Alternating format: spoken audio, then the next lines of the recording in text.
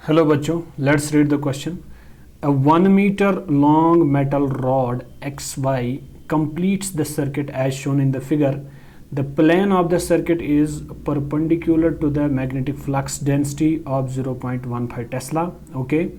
If the resistance of the circuit is 5 ohm, the force needed to move the rod in direction as indicated with a constant speed of 4 meter per second will be. तो हमारे पास एक question दिया गया है जिसमें हमसे कहा जा रहा है कि आपके पास एक रॉड है जो एक सर्किट को कंप्लीट करती है, यानी ये वाली रॉड, ये एक तो x है एक y है, ये हमारी रॉड है जो इस सर्किट को कंप्लीट कर रही है. जिससे क्या हो रहा है कि जब भी ये रॉड इस मैग्नेटिक फील्ड के अंदर घूमेगी विद सम वेलोसिटी, तो इसमें क्या होगा, इंड्यूस्ड ईएमएफ होगा. तो सबसे पहली बात जो हम इसका की कॉन्सेप्ट देखेंगे, की कॉन्सेप्ट इसका यही रहेगा कि जब भी आपके पास कोई रॉड होती है तो वो जब वेलोसिटी किसी वेलोसिटी से मूव करती है perpendicular to the direction of magnetic field, तो उसमें एक ईएमएफ इंड्यूस होता है. तो सिंपली हम इंड्यूस्ड ईएमएफ बताएंगे. इंड्यूस्ड ईएमएफ किसके बराबर होगा, induced EMF E will be equal to BLV. ये तो पहला पॉइंट होगा कि BLV इंड्यूस्ड ईएमएफ इसके अंदर प्रोड्यूस होगा. दूसरी बात ये है कि जब ये रॉड चलेगी इस रॉड पर एक फोर्स का इफेक्ट होगा, इस पे एक फोर्स पड़ेगा, क्योंकि that force will be equal to BIL. तो इस तरह भी लिख सकते हैं कि force will be equal to BIL bill.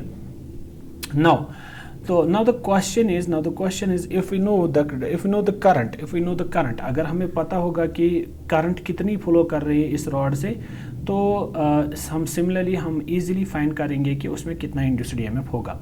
तो अगर हम देखेंगे कि according to Ohm's law V equal to IR, ये ओम्स लॉ के अकॉर्डिंग होता है I is equal to V by R, but we know V is equal to here, this is the induced EMF divided by R. okay, तो ये मेरा current का value बन जाएगा. now using these values, this is equation second, keep this as equation first. अब हम इसको use करेंगे. now we know force is equal to BIL. Putting the value of current, you can put the value of current here. This is B, this is L into I किसके बराबर, induced EMF divided by resistance R.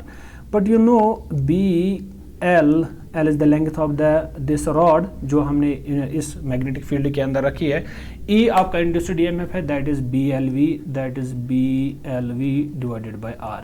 अब अगर आप देखिएगे B into B, this is B square L square into V divided by R, इतना force इस पे पड़ेगा. चलिए वैल्यू देखते हैं. अगर आप गिवन कंडीशंस पे आते हो, इस इक्वेशन का यूज़ करके आप निकाल सकते हो कि इस पे कितना फोर्स लगेगा. गिवन पे आ जाते हैं. गिवन क्या रहेगा, अब हम देखेंगे कि लेंथ ऑफ द रॉड है दैट इज़ 1 मीटर. तो इसके अलावा जो मैग्नेटिक फील्ड का वैल्यू है, magnetic field is given as 0.15 Tesla. Also 0.15 Tesla. Also resistance जो है, resistance is given as 5 ohm. Speed is given as 4 meter per second. Now use these values in equation of force and you can find the answer. Okay, now force is equal to B square L square V upon R. This is our equation, B square L square V upon R.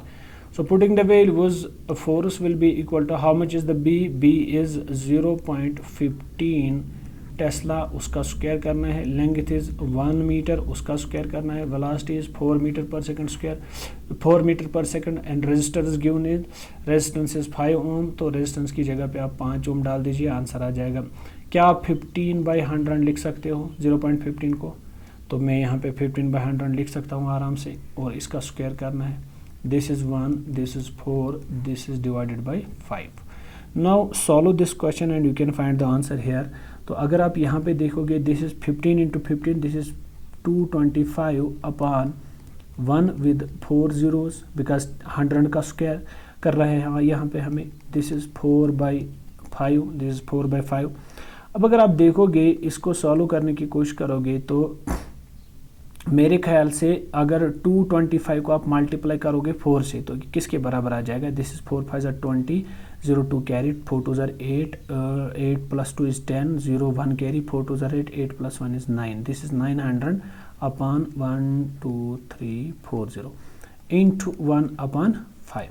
चलिए ये 2 0 और ये 2 0 cancel हो जाएंगे, this will B 9 upon 100, 9 upon 100, तो 9 upon 100 into 1/5। तो मेरा force किसके बराबर आ जाएगा, मेरा फोर्स आ जाएगा बराबर 9/100 इंटू 1/5। तो क्या आप इसको इस तरह भी लिख सकते हो, ऊपर एक 0 मल्टीप्लाई करके नीचे भी एक 0 बढ़ा देंगे इंटू 1/5। तो दिस इज 5 1 जार 5, यहाँ से 4 जाएंगे, 5 8 40। This will be equal to 18 into 10⁻³ -3 newton आपका इतना फोर्स इस रॉड पे पड़ेगा जब हम इसको किस में घुमाएंगे, इसी मैग्नेटिक फील्ड के अंदर घुमाएंगे। आते हैं वापस अपने ऑप्शंस की ओर, देखते हैं 18 इंटू 10⁻³ इसका मतलब जो x का वैल्यू होगा 18 इंटू 10⁻³ न्यूटन। ये आपका फाइनल आंसर होगा। Hope you got the answer of this question. Thank you.